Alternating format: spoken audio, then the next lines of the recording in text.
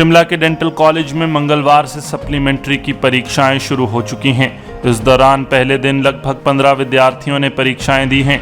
वहीं दूसरे दिन के लिए लगभग 30 विद्यार्थी परीक्षा देंगे। कोरोना के नियमों का पालन करते हुए अस्पताल प्रशासन 2 शिफ्टों में परीक्षाएं करवा रहा है। कोविड से पहले यह परीक्षाएं 10 से 1 बजे तक करवाई जाती थी। वहीं अब इन परीक्षाओं को 10 से 1 तो दूसरी शिफ्ट में 2 से 5 बजे तक करवाया जा रहा है। यह परीक्षा 19 अप्रैल को होनी थी, लेकिन कोविड के कारण परीक्षाओं को स्थगित किया गया था।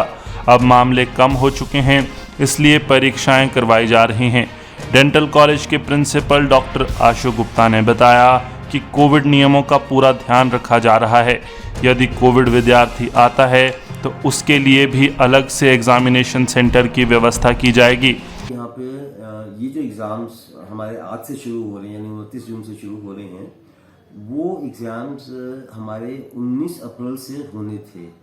परंतु यदि आपको विदित होगा कि सडनली अप्रैल के सेकेंड हाफ में अकस्मात एकदम कोविड केसेस बढ़ने शुरू हो गए, जिसकी वजह से हमें ये एग्ज़ाम को स्थगित करना पड़ा था।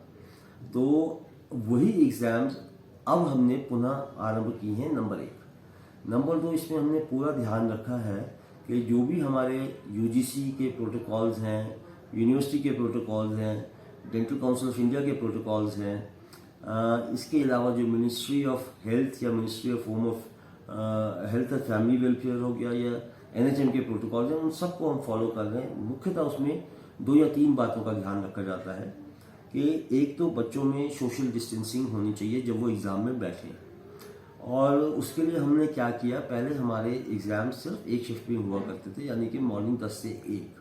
परंतु अब क्योंकि हमने सोशल डिस्टेंसिंग मेंटेन करनी है, तो इसके लिए हमने उन एग्ज़ाम्स को 2 शिफ्टों में ब्रेक किया है, यानी कि एक शिफ्ट 10 से 1 होगी और दूसरी शिफ्ट 2 से 5 चलेगी। तो उससे क्या होगा कि बच्चों में जो स्पेसिंग है उसको हम बढ़ा सकते हैं। एक तो ये है। दूसरा, इसके अलावा ये इंश्योर किया जाएगा कि हर बच्चा जो भी आए वो पूर्ण रूप से मास्क लगा के आए, और during the course of examination mask उनका लगा रहना चाहिए। तीसरा, सैनिटाइजर्स की व्यवस्था हम यहाँ पे रखेंगे। जो भी बच्चे आएंगे उनको पहले सैनिटाइज़र दिया जाएगा, जिससे कि वो हाथ सैनिटाइज करके अंदर हॉल में प्रवेश करें।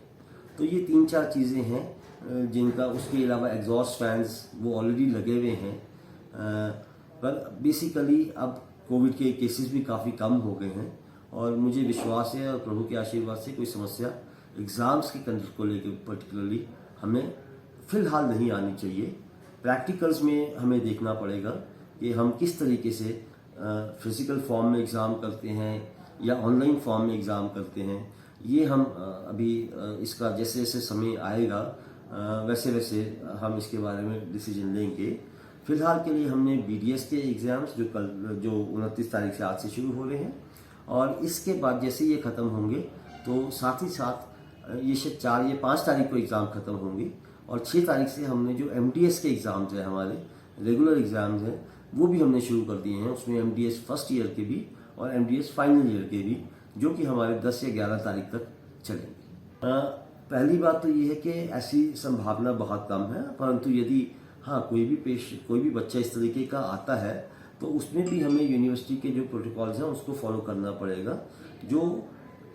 जो इसमें संभावनाएं हैं, ये जो हमारे को अभी तक पता है, उसमें 2 चीज़ों का हम, या तो बच्चे को पीपीई किट पहना के हमें लाना पड़ेगा, जिससे कि वो, और उसके लिए अलग से एग्जामिनेशन सेंटर हमें बनाना पड़ेगा, जिससे वो बाकी बच्चों से ना ज़्यादा मिले जुले और संक्रमण ना फैले। एक तो समाधान ये हो सकता है।